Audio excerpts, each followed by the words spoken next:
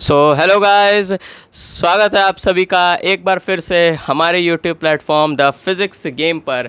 मैं Parth Srivastava who is currently enrolled in Banaras Hindu university. आज यहाँ पे आया हुआ हूँ बीएचयू में ही, और यहाँ पर आज मैं आपको मिलाने वाला हूँ मेरे दो दोस्तों से जिनका भी इनका एडमिशन बीएचयू में मेरे साथ ही हुआ था, मेरे ही बैच के हैं ये। तो सबसे पहले आप अपना नाम बताइए। रितेश कुमार सिंह मेरा नाम। आपका? Hi, myself Shivang Pandey. Currently, I am pursuing BSc Maths Honors from Institute of Science, BHU. तो सबसे पहला सवाल आप लोगों से, ऐसा क्या था कि आपने बीएचयू को ही अपना पहला प्रेफरेंस माना आगे ग्रेजुएशन करने के लिए? दो तीन पॉइंट्स थे। पहला तो क्योंकि मैं बनारस से ही हूँ तो पेरेंट्स ने प्रेफर किया कि होम सिटी में ही रहना ज़्यादा बेहतर होगा। दूसरा, मुझे लगा काफ़ी फीडबैक भी मिले, रिलेशन में मेरे काफ़ी लोग बीएचयू से ग्रेजुएट हैं, तो मुझे ऐसा फीडबैक मिला कि बीएचयू बेहतर होगा ग्रेजुएशन के लिए। तो बीएचयू एक अच्छा ऑप्शन मिला मुझे काउंसलिंग में, इसलिए मैंने एनरोल किया बीएचयू को। आप बताइए। मेरे लिए तो 3-4 रीज़न से BHU आने के। सबसे पहला, क्योंकि मैं उत्तर प्रदेश से हूँ तो फिर BHU बनारस में घर के बहुत पास है, 250 किलोमीटर की डिस्टेंस थी। सेकंड रीज़न है, BHU बहुत ज़्यादा अफोर्डेबल है। जैसे हम लोगों को पता है यहाँ की BHU की पूरे दोनों सेमेस्टर पूरे साल की फ़ीस 4-5 हज़ार रुपये है। हॉस्टल की भी पूरे साल की फ़ीस 5 हज़ार रुपये है। ये अफोर्डेबल बहुत ज़्यादा है BHU हमारा। और दूसरी चीज़ है कि BHU का कल्चर बहुत अच्छा है। जैसे हम लोग जानते हैं कि बहुत सारे कॉलेजेस हैं, वहाँ का कॉलेजेस का नाम तो है, लेकिन उतना वहाँ पे कल्चर उतना अच्छा नहीं होता। BHU में यहाँ पे सेमिनार्स होते रहते हैं, इतनी सारी सोसाइटीज़ हैं यहाँ पे बच्चों के लिए जो स्पोर्ट्स में जाना चाहते हैं, उनके लिए हर समय स्पोर्ट्स होता रहता है। अभी यहाँ पे इंटर ISC होने वाला है, क्रिकेट चैम्पियनशिप। पढ़ाई के लिए बहुत ज़्यादा अच्छा है, सबसे ज़्यादा रिसर्च पेपर BHU से पब्लिश होते हैं। तो इसलिए मेरे पास बहुत सारे रीज़न्स थे BHU आने के, इसलिए मैं BHU में आया था। अच्छा, तो अगली बात, बीएचयू में एनवायरनमेंट किस तरीके का है, एकेडमिक एनवायरनमेंट? बीएचयू के एनवायरनमेंट की अगर मैं बात करूं तो पहले तो अगर मैं अपने बैचमेट्स क्लासमेट्स अगर स्टूडेंट्स के एनवायरनमेंट की बात करूं, बहुत ही फैमिली फ्रेंडली एनवायरनमेंट है। लोग काफ़ी अच्छे हैं, और क्योंकि आपको ऑलमोस्ट हर स्टेट से बच्चे मिल जाएंगे। एक नया एनवायरनमेंट मिलता है जहाँ पे हर तरह के कल्चर और लैंग्वेज बैकग्राउंड के लोग आपको मिलेंगे, नए एक्सपीरियंसेस मिलते हैं। तो वो एक प्रॉपर कॉलेज वाला एक्सपीरियंस आपको पहली बार जो आप लोग इमेजिन करते हैं वो आपको प्रॉपर मिलेगा, क्योंकि हर जगह के हर तरह के लोग आपको मिलेंगे। और उसके अलावा अगर मैं एकेडमिक्स में टीचर्स, प्रोफेसर और फैकल्टी की बात करूं तो प्रोफेसर्स बहुत अच्छे हैं, फैकल्टी यहाँ की बहुत अच्छी है, सब अपने पोजीशंस पे टॉप पे हैं, सब जितना अच्छा कर सकते हैं सब अपना बेस्ट ही दे रहे हैं। तो फैकल्टी के बेसिस पे भी काफ़ी अच्छा है बीएचयू। स्टूडेंट्स के बेसिस पे इन्वायरमेंट काफ़ी अच्छा है। इसका एग्जांपल मैं अगर स्टूडेंट्स के लिए देना चाहूँ तो हॉस्टल्स का इन्वायरमेंट यहाँ पे बहुत अच्छा है। रैगिंग जैसी कोई सिचुएशन नहीं है। स्टूडेंट्स के हेल्प डेस्क कई जगह पे बने हुए हैं, स्टूडेंट्स के मेंटल हेल्थ के लिए कई डेस्क बने हुए, कई काउंसलिंग सेंटर्स बने हुए हैं। तो कोई भी दिक्कत आपकी अगर होती है तो उसके लिए पहले से इंतज़ाम किया गया हुआ है। तो इन्वायरमेंट तो बहुत अच्छा है। स्टूडेंट्स के लिए, फर्स्ट ईयर नए फ्रेशर्स के लिए भी इन्वायरमेंट बहुत अच्छा है। और एक प्रॉपर आपको एक कॉलेज लाइफ का एक्सपीरियंस अगर आपको जिस हर स्टूडेंट को मिलना चाहिए, जो मुझे मेरे हिसाब से वो आपको पूरा मिलेगा। बीएचयू का इन्वायरमेंट काफ़ी अच्छा है। आप बताइए। मेरे अकॉर्डिंग भी BHU का एनवायरनमेंट तो वन ऑफ द बेस्ट है, क्योंकि यहाँ पे जैसे मैंने बताया हर चीज़ की एक सोसाइटी बनी हुई है। अगर कोई डिफेंस एस्पिरेंट है उसके लिए अलग ग्रुप बने हैं, कोई सिविल सर्विस का एस्पिरेंट है उसके लिए अलग है, SSCs का अलग है। लाइब्रेरी यहाँ पे है, एशिया की सबसे बड़ी लाइब्रेरी है। तो पढ़ाई के मामले में तो सबसे अच्छा इन्वायरमेंट है पूरे ऑल ओवर इंडिया। स्पोर्ट्स के मामले में भी अलग अलग क्लब बने हुए हैं स्पोर्ट्स के, जो क्रिकेट खेलता है उसके लिए अलग है, फुटबॉल के लिए अलग है। हर समय कोई ना कोई कॉम्पिटिशन्स होते रहते हैं। तो फिर इन्वायरमेंट के मामले में पढ़ाई, ओवरऑल स्पोर्ट्स और एकेडमिक्स, हर चीज़ में BHU बेस्ट है।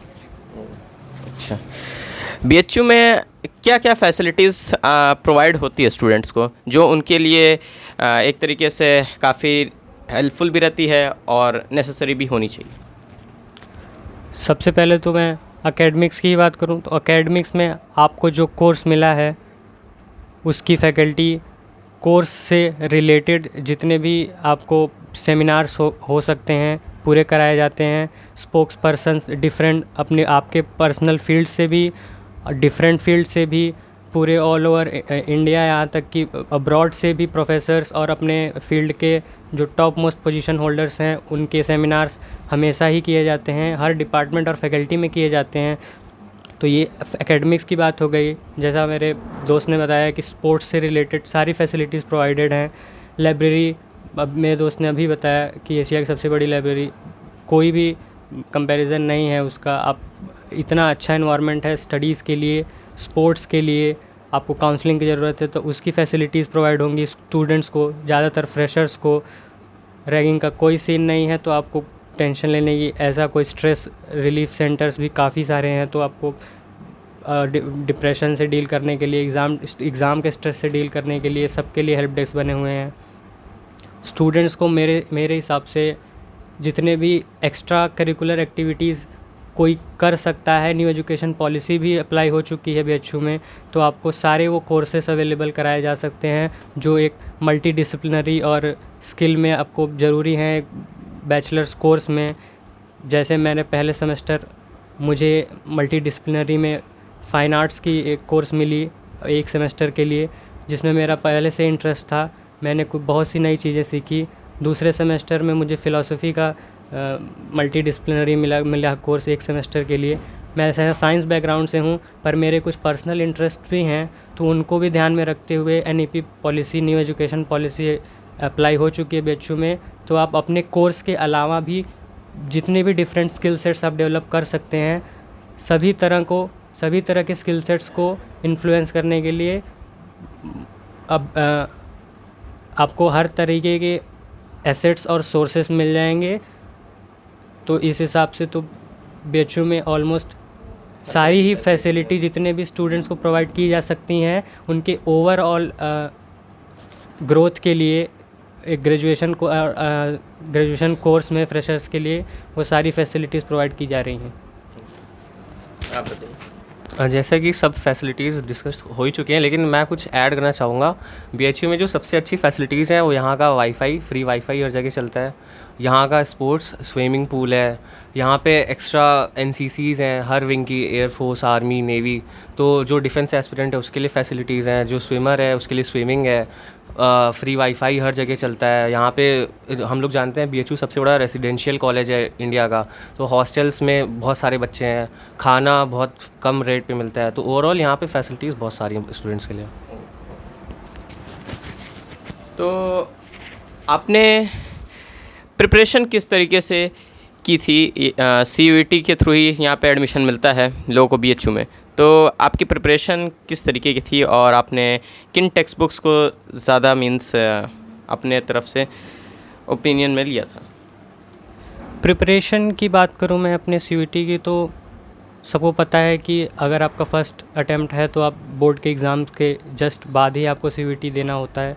तो मैं तो कहूँगा मेरी प्रिपरेशन बोर्ड की ही प्रिपरेशन थी, जिसको मैंने एक्सटेंड कर दिया बोर्ड के एग्ज़ाम के जस्ट बाद। तो मैंने बोर्ड के एग्ज़ाम पे छोड़ा नहीं अपनी स्टडीज़ को, उसी को मैंने कैरी ऑन किया, उसको एक्सटेंड किया कुछ और महीनों के लिए, ताकि मैं CUET की भी प्रिपरेशन साथ में कर सकूं। बुक्स की रेफरेंस बताऊं तो मैंने सिर्फ NCERT से पढ़ाई की थी, साथ में मैंने यूट्यूब पे सारे सब्जेक्ट्स के वन शॉट्स अवेलेबल हो जाते हैं आपको एग्ज़ाम के पहले। तो मुझे लगता है स्टडी मटेरियल की कोई भी कमी नहीं है, आपको फ्री में सारे स्टडी मटेरियल मिल जाएंगे। स्टडी मटेरियल भी नहीं मिलते हैं तो आप पूरा 12th का ही सिलेबस है जो NCERT से आप कवर कर सकते हैं। क्वेश्चंस वगैरह के लिए आपको क्वेश्चन बैंक्स भी आपको आराम से फ्री में मिल जाएंगे, वन शॉट्स अवेलेबल ही हैं पढ़ने के लिए आपके यूट्यूब पे। तो मुझे नहीं लगता स्टडी मटेरियल्स की कमी है। बस मैं कहना चाहूँगा कि आप बोर्ड्स की एग्ज़ाम के बाद अपनी स्टडीज़ छोड़े ना, उसी को आप कंटिन्यू करें CUET के एग्ज़ाम तक, आपकी प्रिपरेशन बहुत अच्छी होगी। आप बताइए। मेरा जो सोर्स था स्टडी के लिए, तो सबसे बेसिक तो CUET का कोई लेवल उतना ज़्यादा हाई तो होता नहीं है बोर्ड से, तो सबसे बेसिक पहले बोर्ड्स की प्रिपरेशन, उसके बाद जो चैप्टर जो बोर्ड्स में रिलेटेड है लेकिन जो CUET में आते हैं, जैसे केमिस्ट्री में सॉलिड स्टेट और जो थोड़े मोटे जो चैप्टर्स हैं एक्स्ट्रा, उनको वन शॉट यूट्यूब से। फिर उसके बाद एक बार सबसे मेजर टास्क होना चाहिए कोर्स कंप्लीशन। जैसे ही कोर्स कंप्लीशन हो जाए उसके बाद दूसरा टास्क होना चाहिए उसके प्रॉपर नोट्स, फिर उसके बाद उसके शॉर्ट नोट्स, जैसे हम लोगों को पता होता है एक चैप्टर है, जैसे मान के चलिए कोई ऑर्गेनिक का चैप्टर है तो वो पूरा चैप्टर बहुत बड़ा होगा, 15-20 पेज का वो चैप्टर होगा, लेकिन उसमें जो मेजर पोर्शन होगा जो हर साल रिपीट होता है, वो कुछ रिएक्शंस होंगी, कुछ क्वेश्चंस होंगे, तो उसका शॉर्ट नोट्स 3-4 पेज का। और फिर उसके बाद वाला टास्क होना चाहिए रिवीजन। सबसे पहले कोर्स कंप्लीशन, नोट्स, उसके बाद शॉर्ट नोट्स, फिर उसका थॉरो रिवीजन, मतलब हर हफ्ते हर 10 दिन में एक बार रिवाइज़ करना। ये केमिस्ट्री में ये स्ट्रेटजी काम कर जाती है। फिज़िक्स में भी सबसे पहले तो कोर्स कंप्लीशन, उसके बाद जो मेजर कॉन्सेप्ट्स होने चाहिए वो ऑन टिप्स होने चाहिए, और उसके बाद क्वेश्चन प्रैक्टिस, क्वेश्चन भी जो बोर्ड्स में पूछे जाते हैं वो, और जो CUT के प्रीवियस ईयर क्वेश्चन हैं वो ऑनलाइन आजकल मिल जाते हैं हर जगह वो। और मैथ्स में तो जितने प्रैक्टिस करेंगे उतने ज़्यादा स्कोर आएगा, क्योंकि मैथ्स में कोई ऐसा कोई फिक्स तो है नहीं कि इस चैप्टर से यही क्वेश्चन इंपॉर्टेंट है। वो हर साल, जैसे इस बार जो हम लोगों का था मैथ्स का क्वेश्चन थोड़ा टफ आया था, वो पहले जो आसान पोर्शन आता था इस बार एकदम से चेंज हो गया था। तो मैथ्स के लिए तो जितना प्रैक्टिस कर सकते हैं हर कॉन्सेप्ट का उतना फ़ायदा रहता है।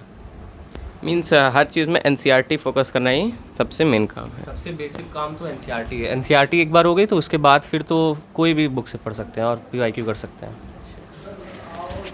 तो आखिरी सवाल, इस साल जो CUT की तैयारी कर रहे हैं, जो तैयारी करके इस साल BHU आना चाहते हैं या किसी भी और सेंट्रल यूनिवर्सिटी में जाना चाहते हैं, तो उनके लिए आप कुछ पॉइंट्स वगैरह या टिप्स वगैरह से कुछ आप प्रोवाइड कर दीजिए, ताकि जो हमारे आने वाले कंटेस्टेंट्स हैं, जो आने वाले फ्रेशर्स हैं, उनके लिए क्या मीन्स इम्पोर्टेंट रह सकता है तैयारी करने के लिए। एक और चीज़ मैं कहना चाहूँगा, जो CUT की प्रिपरेशन कर रहे हैं, मैंने देखा ऐसा बहुत होता है, लोग कंपेयर करते हैं अदर एग्ज़ाम से। आप देखते हैं साथ में आपका 12th का क्लासमेट जेई की प्रिपरेशन कर रहा है, आपका एक कोई और बैचमेट आप नीट की प्रिपरेशन कर रहा है, और बराबर टॉन्टिंग होती रहती है, दोस्तों में हमेशा बहस होती रहती है। आप खुद भी, आपका सेल्फ डाउट हो जाता है कि आपको भी लगने लगता है कि CUT का पेपर आसानी होता है कंपैरेटिवली हर चीज़ से, आपकी प्रिपरेशन पे बहुत इफ़ेक्ट पड़ती है उसकी। तो मैं कहूँगा कि बिल्कुल भी ये ना समझें कि वो भी कॉम्पिटिटिव एग्ज़ाम ही है, CUT भी, तो आप ये ना समझें, आप कंपेयर ना करें किसी अदर एग्ज़ाम से। अगर आप प्रिपरेशन कर रहे हैं CUT की, तो आप ये मान के चलें कि आपको अपना बेस्ट ही देना है। ये भी कॉम्पिटिटिव एग्ज़ाम ही है, इसमें भी मेरिट के बेसिस पे ही आपको सीटें मिलेंगी। तो आप दूसरे के एग्ज़ाम से, आप दूसरे अपने बैचमेट्स के एग्ज़ाम से ना कंपेयर करें कि मेंस का एग्ज़ाम ज़्यादा हार्ड होता है तो उस कंपैरेटिवली आपका एग्ज़ाम कम हार्ड है, तो आपको प्रिपरेशन भी कम करनी पड़ेगी। ऐसा कुछ नहीं है, प्रिपरेशन आपको उतनी ही करनी है जितना आपके बैचमेट्स कर रहे हैं, भले ही वो जेई दे रहे हैं या नीट की तैयारी कर रहे हैं। आपको भी प्रिपरेशन उतनी ही करनी होगी। आपको आपका बेस्ट कॉलेज चाहिए, आपको अपना फेवरेट कॉलेज चाहिए, उसमें सीट चाहिए, तो आपको उसी के हिसाब से प्रिपरेशन करनी होगी।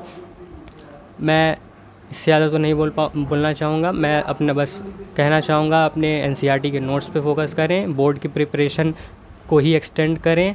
कोर्स का, जैसे मेरे दोस्त ने कहा, कोर्स कंप्लीट करें, उसके नोट्स बनाएं, शॉर्ट नोट्स बनाएं, फार्मूले जितने याद रख सकते हैं रखें। प्रिपरेशन ना छोड़ें बोर्ड के एग्ज़ाम के बाद, मैं कहना चाहूँगा। और इस बार जितने भी CUT का एग्ज़ाम देने जा रहे हैं उनको ऑल द बेस्ट। मैं बस इतना ही कहना चाहूँगा।